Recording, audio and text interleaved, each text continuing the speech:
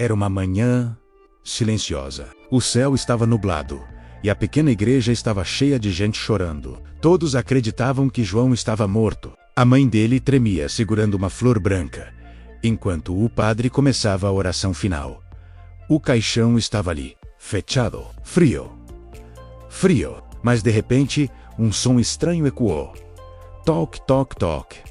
As pessoas se entreolharam, assustadas. Ninguém sabia se era imaginação ou algo real. O som ficou mais alto. Toc, toc, toc. O silêncio virou gritos. A mãe deixou a flor cair. Um homem correu para abrir o caixão, mas o padre gritou: "Espere, isso não pode ser verdade." Quando finalmente levantaram a tampa, o impossível aconteceu. João estava lá dentro, respirando. Vivo. Os olhos dele estavam abertos, mas o olhar vazio. E antes que alguém pudesse falar, ele murmurou com uma voz fraca: "Eles ainda estão lá fora." 3 dias antes do funeral, João havia saído de casa, dizendo que ia apenas até a cidade vizinha, para entregar um documento do trabalho. Era uma viagem curta, coisa de poucas horas. Ele nunca mais voltou.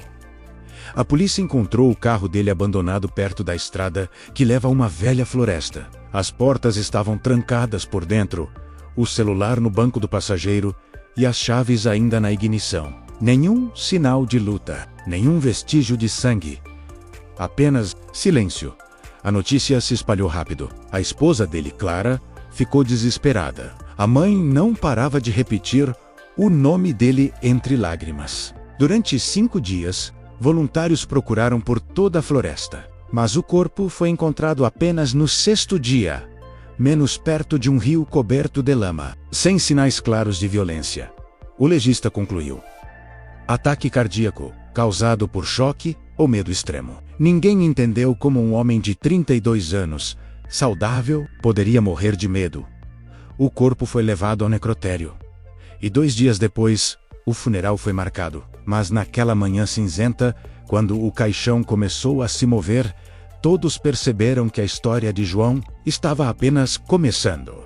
Quando João abriu os olhos dentro do caixão, o mundo parecia um pesadelo. O ar era pesado, o som abafado. Ele tentava respirar, mas o espaço era pequeno demais. Não, eu não posso estar morto, pensou. Lá fora, o padre terminava a última oração. De repente, um leve toque soou de dentro do caixão. Ninguém percebeu, mas então veio outro e outro. Cada batida mais forte, a mãe de João se levantou lentamente, os olhos arregalados. Padre, o senhor ouviu isso? O padre hesitou. Silêncio total. E então, toc, toc, toc. Um dos amigos correu até o caixão e colocou o ouvido perto. Meu Deus, tem alguém lá dentro. O caos começou. Gritos, choro, pessoas fugindo. O padre chamou os homens mais fortes. Com as mãos tremendo, eles retiraram os pregos, levantaram a tampa menos e lá estava ele. João, pálido, respirando com dificuldade. Os olhos dele se moveram devagar, observando cada rosto ao redor. Clara, a esposa, gritou e caiu de joelhos. Como isso é possível? João tentou falar, mas a voz quase não saía. Ele apenas sussurrou: "Eles me enterraram vivo." Um silêncio mortal tomou conta da igreja. Ninguém entendeu nada. Quem eram eles? E como ele ainda estava vivo depois de 3 dias, o padre, pálido, fez o sinal da cruz.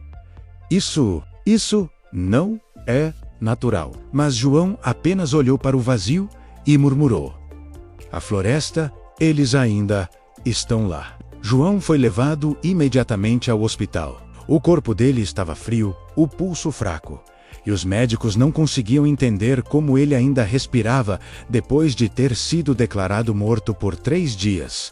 Quando acordou, algumas horas depois, estava confuso, olhou ao redor, tentando reconhecer o lugar. Clara, a esposa, chorava ao lado da cama. "João, você está vivo. O que aconteceu com você?" Ele demorou alguns segundos para responder.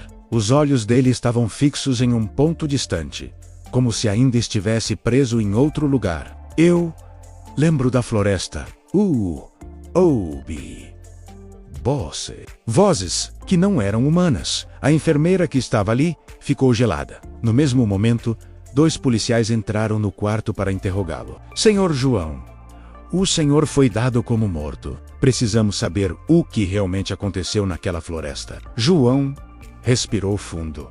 Eu estava dirigindo. Algo cruzou a estrada. Pensei que fosse um animal, mas quando parei o carro, vi pessoas. Ou, pelo menos, algo que parecia com pessoas. O policial anotava tudo. E depois, eles me cercaram. Ouvi passos, depois nada. Acordei dentro da floresta, deitado no chão, e a noite tinha caído.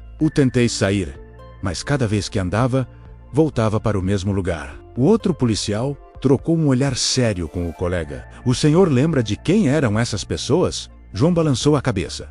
Não, mas uma delas usava minha roupa. E quando finalmente cheguei perto do rio, ouvi alguém sussurrar meu nome. Clara apertou a mão dele, assustada. João, você tem certeza? Ele olhou diretamente para ela, os olhos marejados. Sim. E antes de desmaiar, eu vi o meu próprio corpo sendo carregado por eles. O silêncio tomou conta do quarto. O policial fechou o caderno devagar e disse: vamos até essa floresta amanhã. Precisamos ver com nossos próprios olhos o que há lá. Mas João os avisou com uma voz fria. Eles não querem ser encontrados. Quem entra naquela floresta não volta o mesmo. Na manhã seguinte, a polícia chegou à floresta com João e Clara. O sol ainda nascia, mas o ar estava pesado, frio e silencioso demais. O investigador Mendes olhou ao redor e disse: é aqui que o carro foi encontrado? O outro policial assentiu. O carro de João ainda estava lá, menos coberto de folhas, o vidro quebrado e marcas estranhas no capô. João respirou fundo. Foi aqui. Depois disso, eu ouvi as vozes. De repente, o rádio da polícia fez um ruído forte. Ache. Eles estão vendo. Todos se entreolharam. Quem falou isso? Perguntou Mendes. Ninguém respondeu. O som do vento pareceu se transformar em sussurros. Clara sentiu algo roçar o ombro e gritou: tem alguém aqui. Quando se viraram, viram pegadas humanas, mas voltadas ao contrário. Mendes pegou a lanterna e seguiu o rastro. Cada passo levava mais fundo na floresta, onde a luz do sol quase não entrava. Depois de alguns minutos, encontraram uma cabana antiga, quase em ruínas. Foi aqui que acordei, disse João, tremendo. Eles entraram com cuidado. Dentro da cabana, o cheiro era de podridão e terra molhada. Nas paredes, símbolos desenhados com sangue seco. E no centro, algo coberto por um pano preto. Mendes puxou o pano lentamente, e todos recuaram em choque. Debaixo dele, havia 3 corpos idênticos ao de João. Menos mesmos traços, mesmas roupas, como se fossem cópias dele. Clara gritou e caiu de joelhos. Isso não é possível. João começou a suar frio. Eu disse que eles me copiaram. Eles me usaram. Um dos corpos, de repente, mexeu a mão. Vocês não deviam ter voltado. A voz saiu rouca, quase animal. As luzes das lanternas começaram a piscar. Mendes sacou a arma, mas o rádio da polícia gritou novamente: saiam daí agora, saiam. Os outros Joões começaram a se levantar lentamente, os rostos distorcidos, como se fossem espelhos quebrados. Clara correu para fora, chorando. Mendes e os outros tentaram segui-la, mas a floresta parecia mudar de forma, menos o caminho desaparecia. As árvores se moviam. João ficou parado, olhando para suas cópias. Quem são vocês? Um deles sorriu de forma sinistra. Nós somos o que você deixou aqui. E agora é a sua vez de ficar. A floresta parecia viva. As árvores se mexiam, o vento gritava, e o ar estava pesado, como se alguém observasse cada passo. Clara corria sem saber para onde ir, tropeçando nas raízes, gritando por João: "Onde você está?" De repente, ela ouviu passos atrás dela menos lentos, firmes. Quando se virou, não era João. Era um dos clones, com o rosto meio queimado e olhos completamente pretos. "Você não devia ter voltado aqui", murmurou ele, aproximando-se lentamente.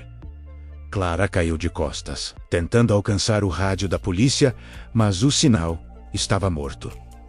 "Mendes, alguém me ouve?" Nada. Apenas silêncio enquanto isso dentro da cabana, João encarava suas cópias. Cada uma parecia mais viva, mais humana, menos como se estivessem tomando a energia dele. "Vogue.